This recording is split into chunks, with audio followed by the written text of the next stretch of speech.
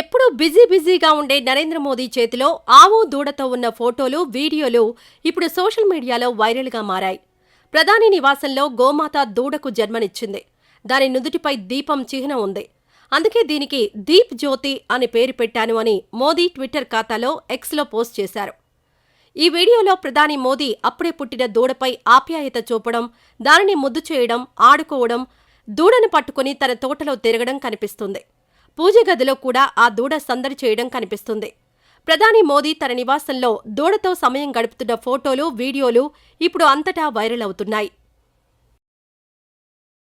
ఈ వీడియో నచ్చితే లైక్ చేయండి. అలాగే మా ఛానల్ ని ఫస్ట్ టైం కనుక చూస్తున్నట్టయితే ఇప్పుడే సబ్స్క్రైబ్ చేసుకుని పక్కనే ఉన్న గంట సింబల్ ని యాక్టివేట్ చేసుకోండి. అప్పుడే మేము పెట్టే ప్రతి వీడియో మీకు నోటిఫికేషన్ గా వస్తుంది. అలాగే ఈ వీడియో పూర్తిగా చూసినందుకు ధన్యవాదాలు.